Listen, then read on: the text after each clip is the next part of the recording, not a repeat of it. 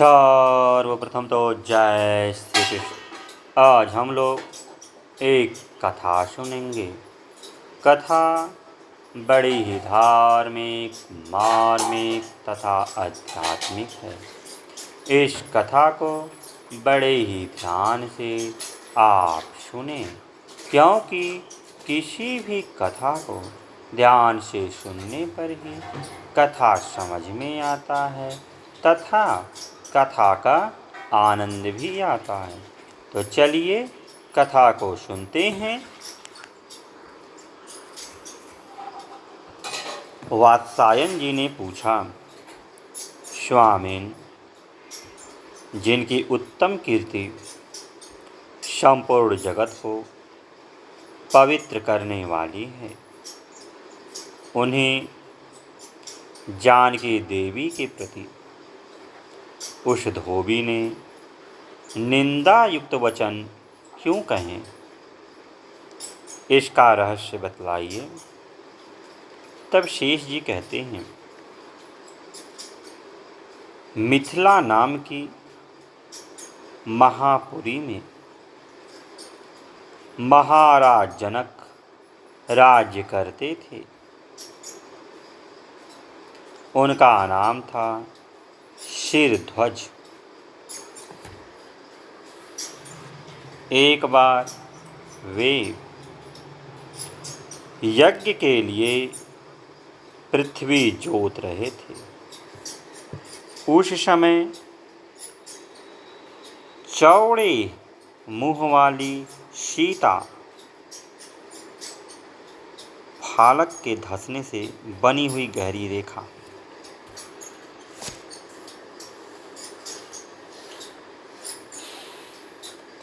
के द्वारा एक कुमारी कन्या का प्रादुर्भाव हुआ, जो रति से भी बढ़कर सुंदर थी। इससे राजा को बड़ी प्रसन्नता हुई और उन्होंने भुवन मोहिनी शोभा से संपन्न उस कन्या का नाम सीता रख दिया। परम सुंदरी सीता एक दिन सखियों के साथ उद्यान में खेल रही थी। वहाँ उन्हें शुक पक्षी का एक जोड़ा दिखाई दिया, जो बड़ा मनोरम था। वे दोनों पक्षी एक पर्वत की चोटी पर बैठकर इस प्रकार बोल रहे थे, पृथ्वी पर श्री राम नाम से प्रसिद्ध एक बड़े सुंदर राजा होंगे। उनकी महारानी सीता के नाम से विख्यात होंगी। श्री रामचंद्र जी बड़े बुद्धिमान और बलवान होंगे तथा समस्त राजाओं को अपने वश में रखते हुए सीता के साथ 11,000 वर्षों तक राज्य करेंगे। धन्य है वे जानकी देवी और धन्य हैं श्री राम, जो एक दूसरे को प्राप्त होकर इस पृथ्वी पर आनंदपूर्वक विहार करेंगे। तोतों के उस जोड़े को ऐसी बातें करते देख सीता ने सोचा कि ये दोनों मेरे ही जीवन की मनोहर कथा कह रहे हैं। इन्हें पकड़कर सभी बातें पूछूं। ऐसा विचार कर उन्होंने अपनी सखियों से कहा, यह पक्षियों का जोड़ा बहुत सुंदर है। तुम लोग चुपके से जाकर इसे पकड़ लाओ। सखियां उस पर्वत पर गई और दोनों सुंदर पक्षियों को पकड़ लाई। लाकर उन्होंने सीता को अर्पण कर दिया। सीता उन पक्षियों से बोली,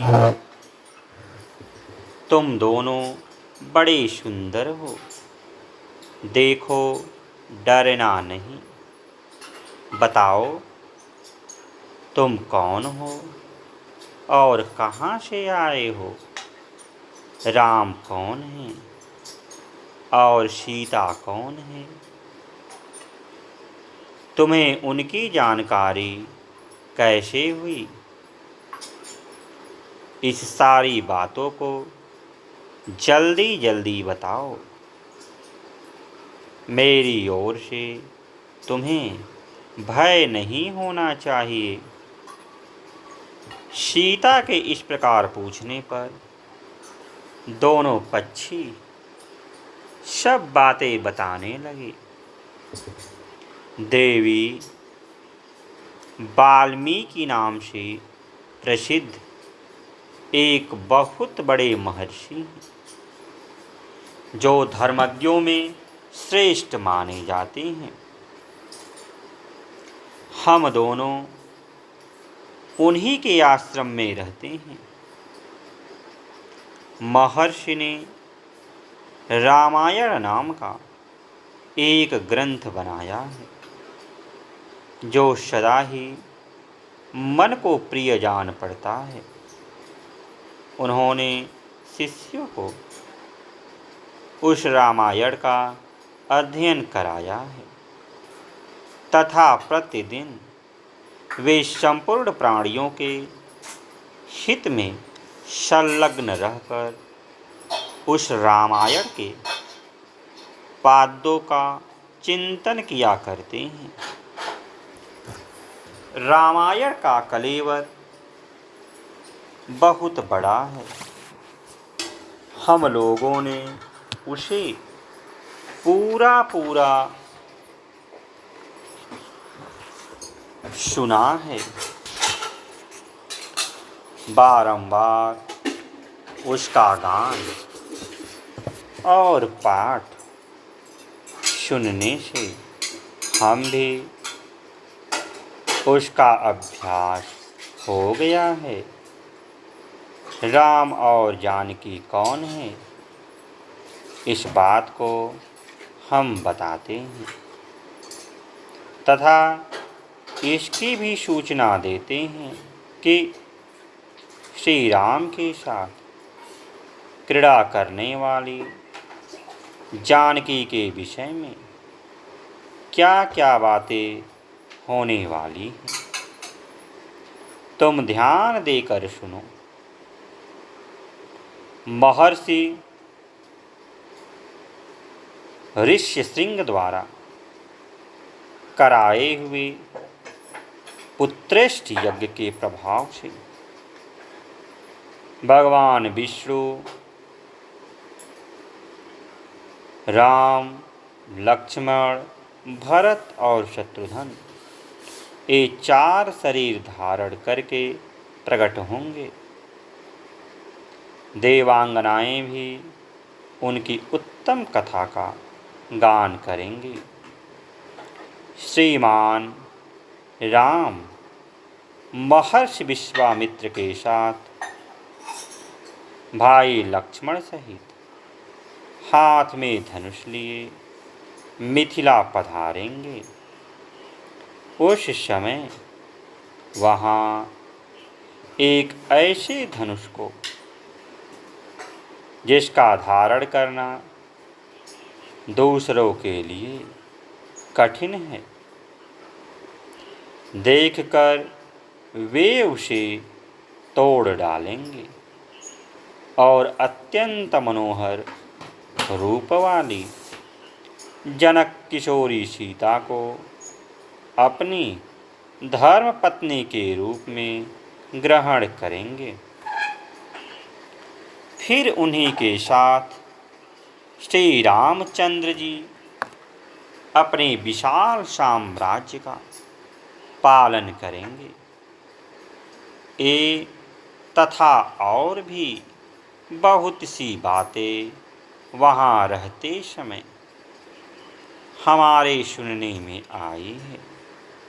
सुंदरी, हमने तुम्हें सब कुछ बता दिया, अब हम जाना चाहते हैं, हमें छोड़ दो।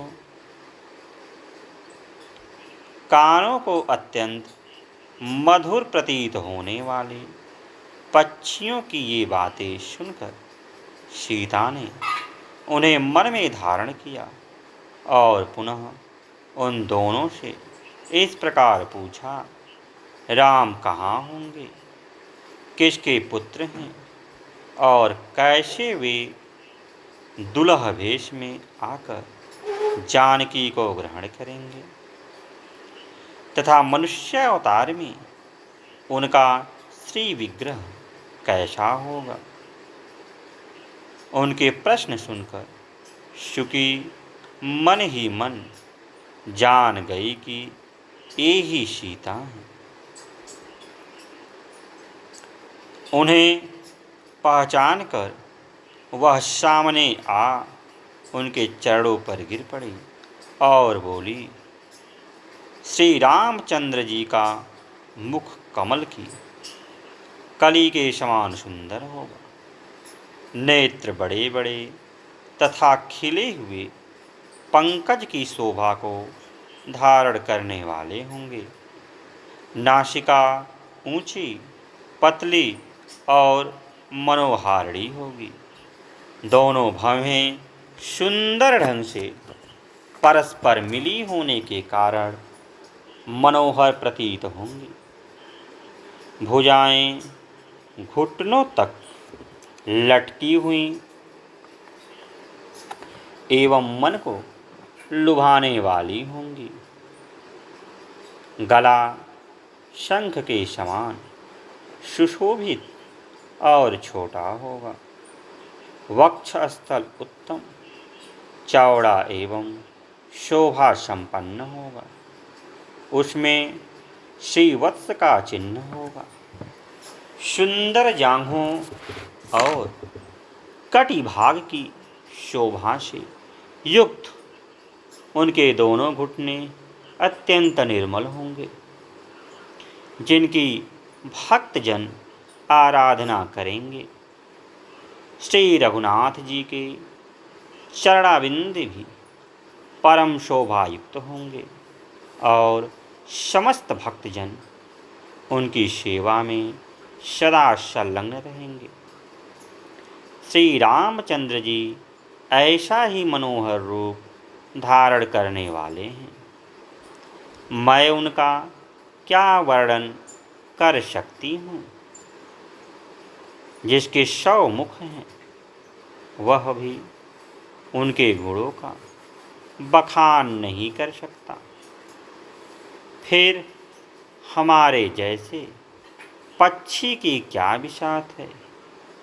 परम सुंदर रूप धारण करने वाली लावण्यमयी लक्ष्मी भी जिनकी झांकी करके मोहित हो गई, उन्हें देखकर पृथ्वी पर दूसरी कौन स्त्री है जो मोहित न हो। उनका बल और पराक्रम महान है। वे अत्यंत मोहक रूप धारण करने वाले हैं। मैं श्री राम का कहाँ तक वर्णन करूं। वे सब प्रकार के ऐश्वर्यमय गुणों से युक्त हैं। परम मनोहर रूप धारण करने वाली वे जानकी देवी धन्य हैं, जो श्री रघुनाथ जी के साथ हजारों वर्षों तक प्रसन्नतापूर्वक विहार करेंगी। परंतु सुंदरी, तुम कौन हो? तुम्हारा नाम क्या है? जो इतनी चतुरता और आदर के साथ श्री रामचंद्र जी के गुणों का कीर्तन सुनने के लिए प्रश्न कर रही हो। पक्षियों की बातें सुनकर जनक कुमारी सीता अपने जन्म की ललित एवं मनोहर चर्चा करती हुई बोली, जिसे तुम लोग जानकी कह रहे हो वह जनक की पुत्री मैं ही हूँ। मेरे मन को लुभाने वाले श्री राम जब यहाँ आकर मुझे स्वीकार करेंगे तभी मैं तुम दोनों को छोड़ूंगी, अन्यथा नहीं, क्योंकि तुमने अपने वचनों से मेरे मन में लोभ उत्पन्न कर दिया है। अब तुम इच्छा अनुसार खेल करते हुए मेरे घर में सुख से रहो और मीठे मीठे पदार्थ भोजन करो। यह सुनकर सुग्गी जानकी से कहा, साध्वी, हम वन के पक्षी हैं, पेड़ों पर रहते हैं और सर्वत्र विचरा करते हैं। हमें तुम्हारे घर में सुख नहीं मिलेगा। मैं गर्भिणी हूँ, अपने स्थान पर जाकर बच्चे पैदा करूँगी, उसके बाद फिर तुम्हारे यहाँ आऊँगी। उसके ऐसा कहने पर भी सीता ने उसे नहीं छोड़ा।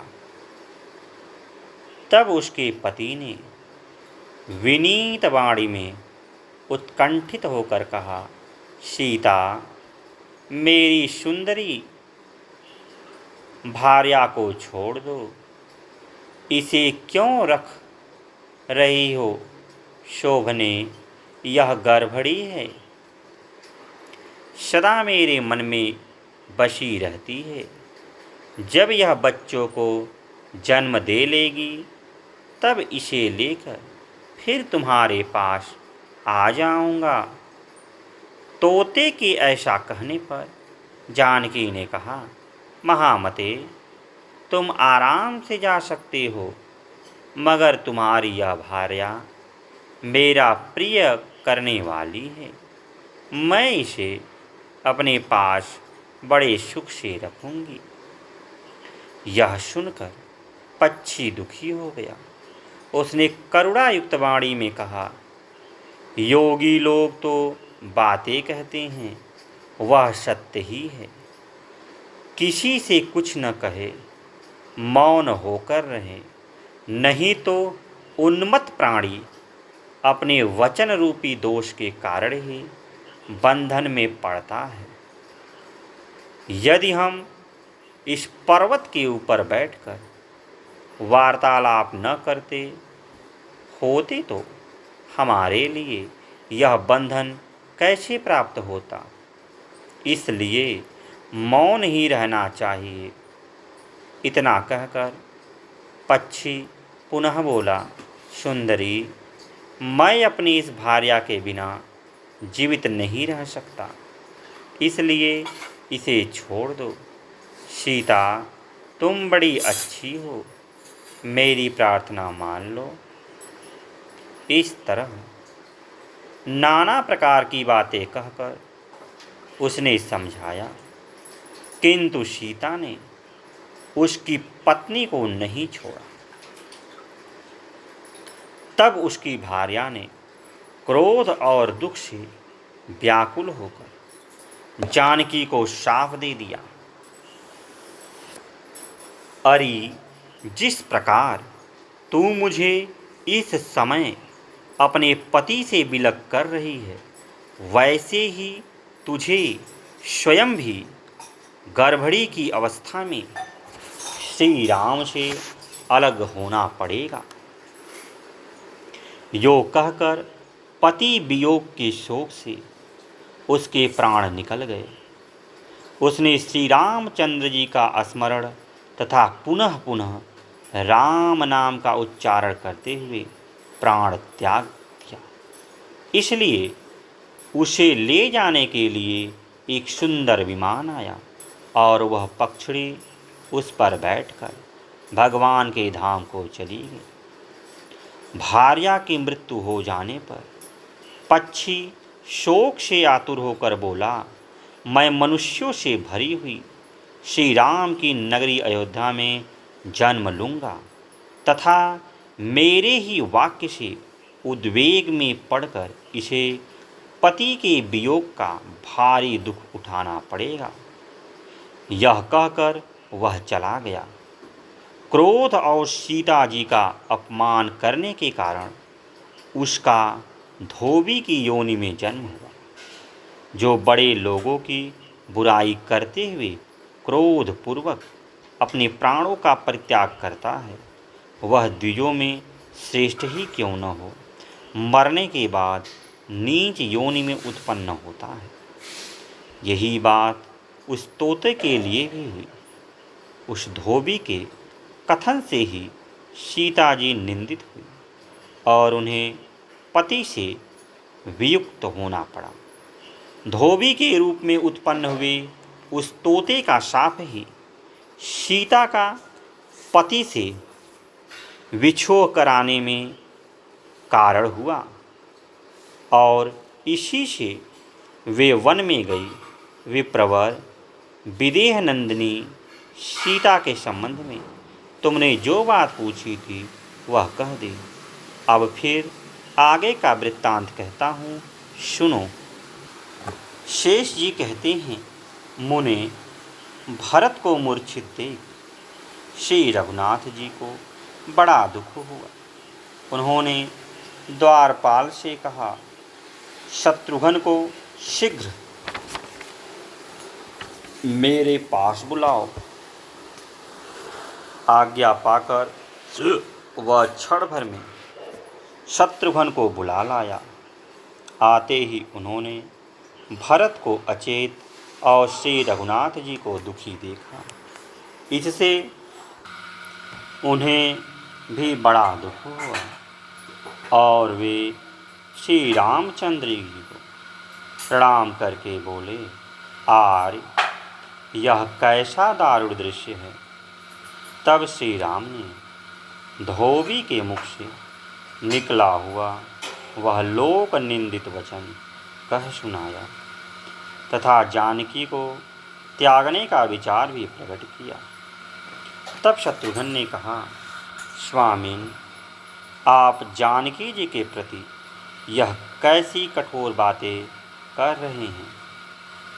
भगवान सूर्य का उदय सारे संसार को प्रकाश पहुँचाने के लिए होता है, किंतु उल्लुओं को वे पसंद नहीं आते। इससे जगत की क्या हानि होती है। इसलिए आप भी सीता को स्वीकार करें, उनका त्याग न करें, क्योंकि वे सती साध्वी स्त्री हैं।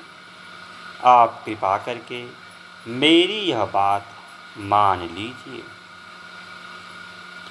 महात्मा शत्रुघ्न की यह बात सुनकर श्री रामचंद्र जी बारंबार वही बात दोहराने लगे सीता के त्यागने की, जो एक बार भरत से कह चुके थे। भाई की वह कठोर बात सुनते ही शत्रुघ्न दुख के अगाध जल में डूब गए और जड़ से कटे हुए वृक्ष की भांति मूर्छित होकर पृथ्वी पर गिर पड़े। भाई शत्रुघ्न को भी अचेत होकर गिरा दे श्री रामचंद्र जी को बड़ा दुख हुआ और वे द्वारपाल से बोले, जाओ लक्ष्मण को मेरे पास बुलाओ।